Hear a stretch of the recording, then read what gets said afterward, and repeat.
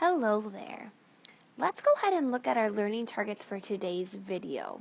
By the end of this video, you are going to be able to define alliteration, and you are going to be able to use alliteration in your own poetry. So that's what we're going to be working on today. Now, have you ever heard a poem that sounded really cool, that sounded really silly? It was almost like a tongue twister. Well, most likely if you have, that poem had some type of alliteration. Alliteration is a poetic technique where a series of words in a sentence have the same first consonant sound. So they take the first sound used at the beginning of that line of poetry and they repeat it throughout the poem. So let's go ahead and look at some examples of alliteration. Let's look at the first one. Pete the penguin ate pizza, pickles, and potato chips. So that's a silly line there, but you can see there that the P sound, the P, is being repeated throughout that line of poetry. Let's go ahead and look at the second one. Mrs. Clark mumbled mellow words from her mouth. So there, that M sound is being repeated.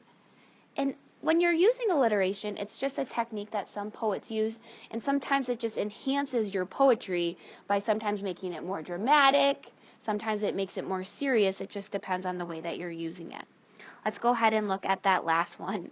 Monkeys make major messes, and the same thing here, it's using that M sound and it's repeating it throughout that whole line of poetry. Now, if we look here at a picture, this is a cute little golden doodle. This golden doodle, his name is Sam. And it looks like he's at the beach and he might have just have gone in the water. And I used this dog here to create a poem using alliteration. And I called it Sandy Sam. Sam shrugged through the slick sand and sat, staring at that sandy sphere. Sand, sand, sand, and some more sand.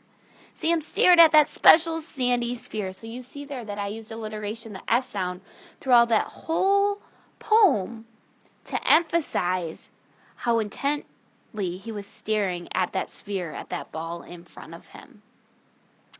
Now here's another example. Here's my Dexter laying on my bed. And this poem is called Delightful Dexter. Delightful Dexter dreamed for days, daily and even at dawn. Dexter really didn't dilly-dally, but all day Dexter dreamed delicious and dashing thoughts. So I just used that D sound and I really emphasized how he gets to dream all day in the soft, cozy bed, those delicious and dashing thoughts. Now I'm going to have you take a close look at this picture here. And I am going to tell you this is a picture. This was taken in Arizona. And you are going to look here at this picture. You can pick one element. You can pick the pool. You can pick the mountains. You can pick the trees. You can pick the sun.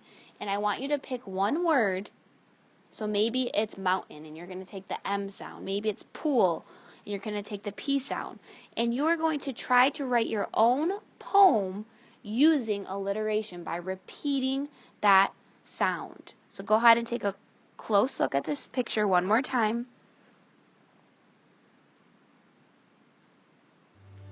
And go ahead and try to craft your poem.